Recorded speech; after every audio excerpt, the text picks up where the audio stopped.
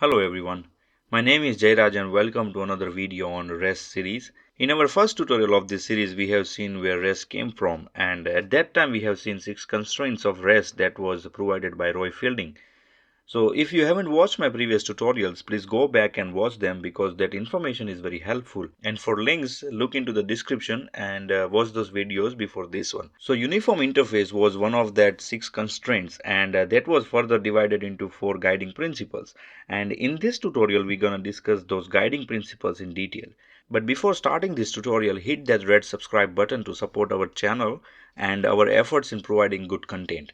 And don't forget to like and share because our goal here is to provide knowledge to as many people as possible. So now let's start this tutorial.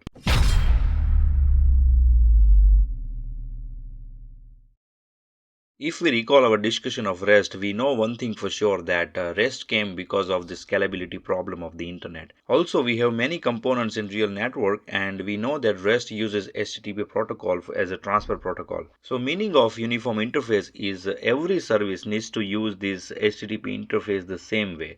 For example, if you use GET request, the meaning of this GET is to read or to get something, and this should be same across the internet. So this will help to maintain the uniformity across the internet, and additionally it makes overall architecture decoupled for scaling. So to achieve this kind of uniformity, Roy Fielding suggested 4 guiding principles: identification of resource manipulation, self-descriptive messages, and hypermedia as engine of application state or Hateoas. So let's discuss them one by one, and first we have here is identification of resource. As we have already discussed about resource oriented architecture, and we know that every entity that can be referenced is a resource, and REST follows the resource oriented architectures. So this principle says that every resource on internet should be identified by unique identifier, which is a unique resource identifier, which is basically a link that reference to that particular resource. So for example, this is the identifier to the root of the website. Now consider that this website is a social networking website and internally we have structure like this. So we have root folder, inside root we have 2 folders, users and system, and inside user we have 3 more folders,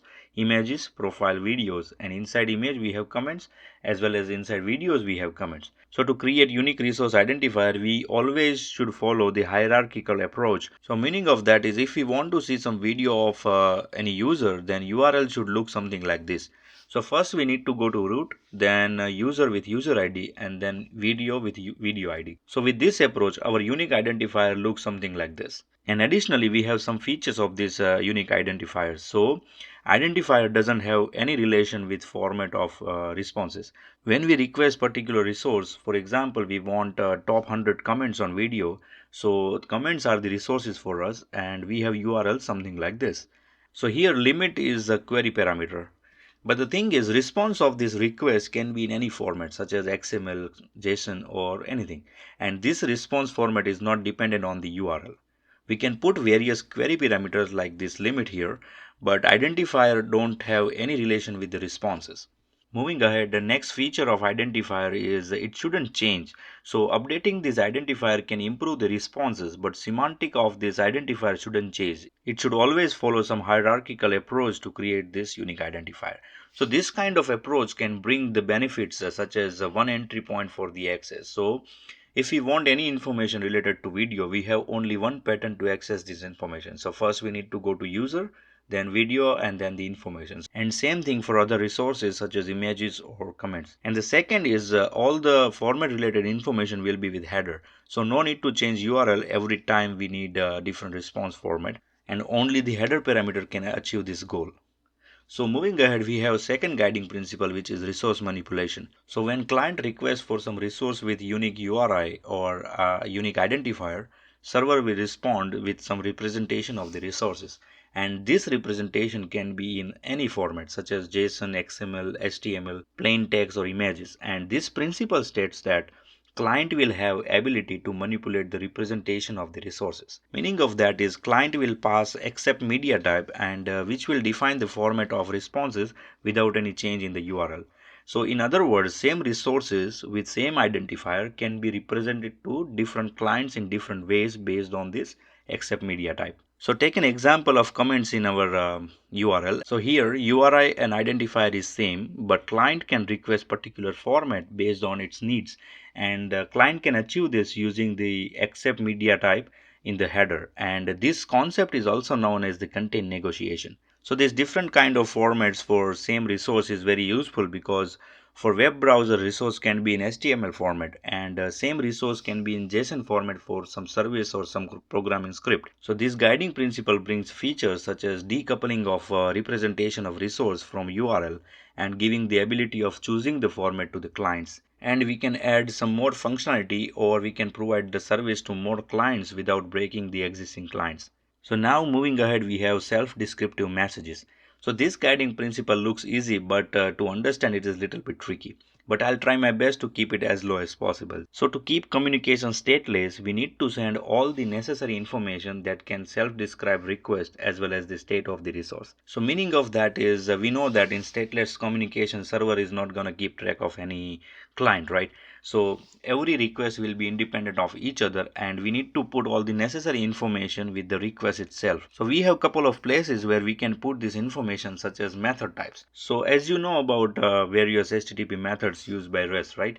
And if we use get method for this URL, we are trying to read something. But if you use put HTTP method with same URL, that means we are trying to modify the comment. And the same way, if we use delete HTTP method, then we are trying to delete this resource. So same URL with different HTTP type, we can achieve different goals. And basically we can get additional information from method type, and the same way we can put this information in metadata also, and this metadata could be inside the request body or inside the header. So HTTP headers have various fields, and consider this example. So this additional information or self-descriptive messages will help to keep our communication stateless, and in actual communication we have to use this all kind of places to put our information so we can make our communication as better as possible. So moving ahead, last but not least, Hypermedia as the engine of application state, or Hateoas. So this name is pretty daunting, but this one is easy to understand. So first of all, if you remember our first video where we have discussed goal of World Wide Web, and that goal was to access information easily, and for that links were very important part, because these links, we use the web where one link can take you to another link, and that another link can take you to another link, and that way you can find information that you need. So if we open any web page in our browser with some URL, and here this web page is a resource, and in that web page we have references to other resources in terms of hyperlinks, and that was the goal. By using those links we can access information faster. So accessing the API should be similar to accessing the web page. Client should be able to determine other parts of the API from the response itself. And additionally, we need to make this stateless, as well as all requests should be independent to each other. So in other terms, this guiding principle says the response of API or a state of resource should include links to other related resources, so that can handle application state. So for example, consider YouTube. While watching one video, we have other videos in suggestion, and we can move to that video and change the application state. So another example for this is our comment part. And if you see, if we read the comment with this request, then we can see something like this. So here this link section in the response will have all other related links that client can use directly. So this principle is very important to make our API RESTful, because this helps to achieve decoupling, and also with the initial request only, client will be able to change the application state, or will be able to determine the other possible APIs and the functionality. So in upcoming videos, we're going to start a design discussion, and at that time we will revisit some of the concept from this tutorial, and that time we will take a detailed look in this. So that's all for now in this tutorial, and don't forget to like, share and subscribe to support this channel, and put your questions and suggestions in the comment box. So see you in next tutorial, and till then, like, subscribe and keep learning. Thank you very much.